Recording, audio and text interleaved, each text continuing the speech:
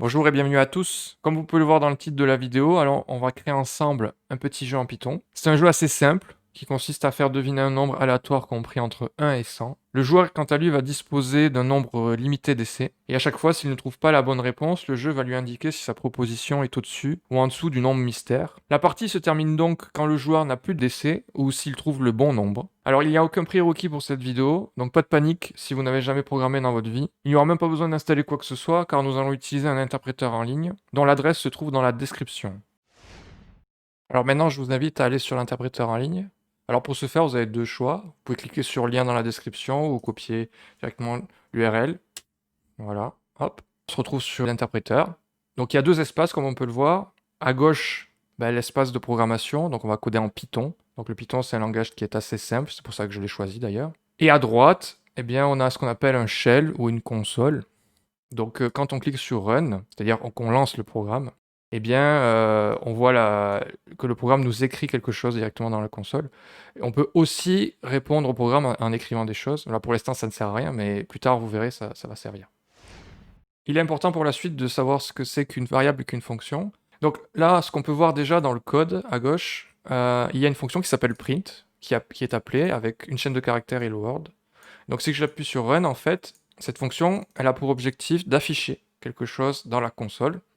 Donc c'est-à-dire, on va afficher la hello world, mais on peut afficher n'importe quoi. Donc on va garder ce bout de code là, et je vais vous montrer ce que c'est qu'une variable. Une variable, c'est l'association entre un nom et une valeur. Donc là, par exemple, nous, ce qu'on veut faire, c'est mettre la variable nombre mystère, et on va lui associer bonjour.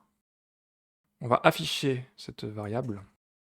Donc là, quand j'appuie sur run, bien, c'est bonjour s'affiche correctement, donc tout va bien. Mais vous allez me dire que c'est pas vraiment un nombre, c'est une chaîne de caractères. Donc nous, ce qui nous intéresse, c'est de mettre un nombre. Donc je vais vous montrer qu'on peut mettre aussi des décimaux. Et là, je vais vous montrer un nombre. Donc j'ai fait ça exprès, en fait, pour vous montrer qu'il existe plusieurs types de variables. Et chaque type est différent. Vous pouvez pas gérer les types de la même façon. Vous pouvez pas comparer, par exemple, des chaînes de caractères avec des entiers, des chaînes de caractères avec des décimaux, etc.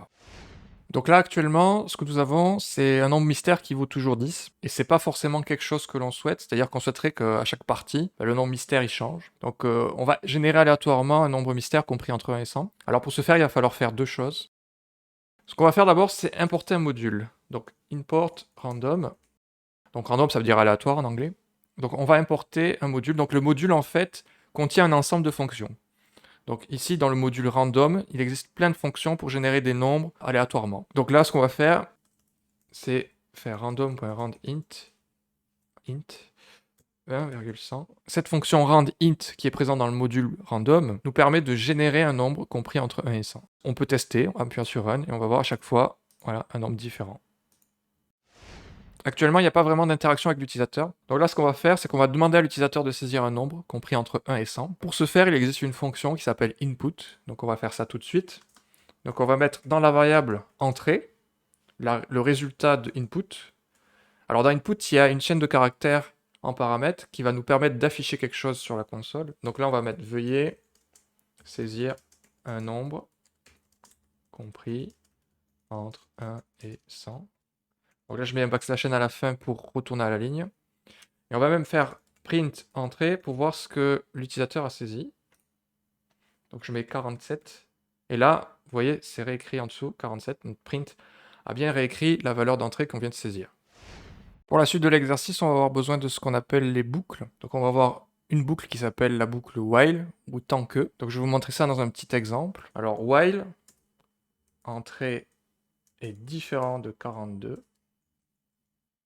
Et on va faire la même action, c'est-à-dire on va redemander à l'utilisateur de saisir un nombre. On peut même supprimer le sprint qui ne sert à rien. Ce qu'on va faire, c'est qu'on va vérifier cette condition. Et si cette condition est vraie, on va faire cette action. Et après, une fois qu'on a fait cette action, on refait la condition. Et après, on refait la même action, et ainsi de suite. En gros, ça va vérifier que l'utilisateur a bien rentré 42. Parce que tant qu'entrée est différent, donc ça c'est le signe différent de 42, eh bien on refait cette action. Notez bien l'indentation. Alors pour indenter, il faut utiliser la touche tab, tabulation. Pour bien vérifier qu'on sera bien sorti de la boucle, on peut faire un petit print à la fin, sortie de boucle. Et donc là, on va tester. Donc là, je vais mettre 88, 59. Et là, si je mets le bon nombre, le nombre que j'attends, 42. Voilà, on est bien sorti de la boucle. Pour l'instant, ce qu'on souhaite faire, c'est de demander 10 fois au joueur de rentrer un nombre. Comme ça va simuler en fait les 10 essais que le joueur dispose. Donc ce qu'on va faire, c'est mettre essai égale 0.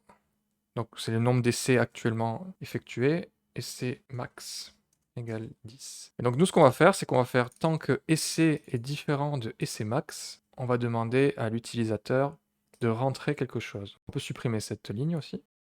Hop, on ne peut pas oublier quelque chose d'important, c'est de augmenter essai de 1 à chaque fois. À chaque essai, ben, on incrémente de 1. Donc on va essayer. Et voilà, parfait. Alors on a un petit souci, c'est que l'utilisateur, en fait, rien ne lui empêche de mettre du texte.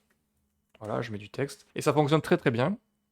Donc ce qu'on va faire là, c'est mettre un embranchement pour être sûr que dans la suite de notre process, on traite bien un nombre. On fait un if, donc c'est un si l'entrée est un nombre.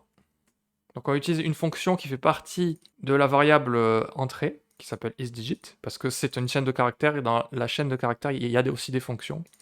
Donc cette fonction fait partie de la chaîne de caractères qui nous permet justement de valider ou pas si c'est un nombre. Et bien là, on fait un print, et on va dire c'est bien un nombre. Donc là, on va run, hop, on va mettre un nombre, 4 par exemple. C'est bien un nombre, on va mettre du texte, et là, je n'ai rien qui s'affiche. Maintenant, pour la suite de notre programme, on est sûr que dans cet embranchement, nous avons bien un nombre. Donc on va commencer par convertir ce nombre. On va convertir l'entrée, qui est une chaîne de caractères, en nombre. Donc on va faire int de entrée. Donc maintenant, le nombre est bien un entier. Donc on va pouvoir le comparer maintenant avec le nombre mystère.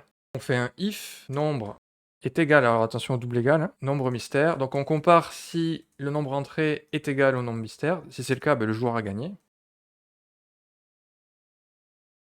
Sinon, eh bien, on a deux cas. Soit le nombre est plus grand, soit le nombre est plus petit. Donc si le nombre est plus petit que le nombre mystère, le nombre mystère est plus grand. Sinon, ben, le nombre mystère est plus petit. Donc on va tester. Ouais, j'ai oublié les 2 points au else.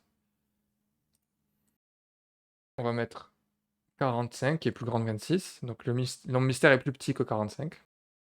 Donc si je mets 24, non, mystère est plus grand. Et si je mets 26, vous avez gagné. Sauf que vous voyez que je reste dans ma boucle. On va utiliser ce qu'on appelle break. Break, ça permet de sortir de la boucle. Donc le break va nous faire sortir de la boucle quand on aura gagné. On va tester ça tout de suite. Donc le nombre mystère, c'est 8 là. Je vais mettre 10. Le nombre est plus petit. Je vais mettre 7. Le nombre est plus grand. Là, je vais mettre 8. Hop, vous avez gagné. Sortie de boucle.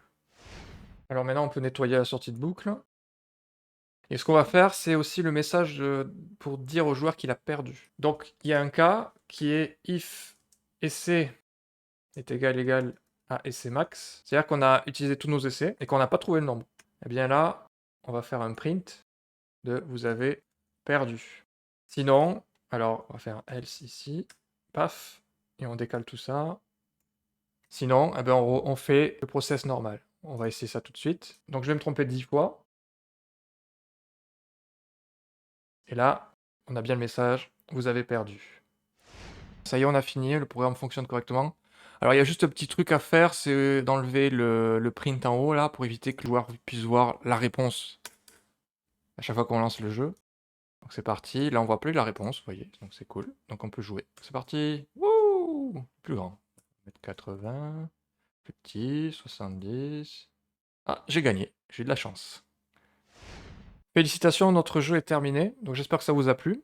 Je vous conseille également, si vous souhaitez aller plus loin dans la programmation Python, de regarder la documentation en ligne. Il y a vraiment beaucoup de choses qui n'ont pas été abordées, donc n'hésitez pas. Quant à moi, je vous dis à bientôt pour d'autres vidéos.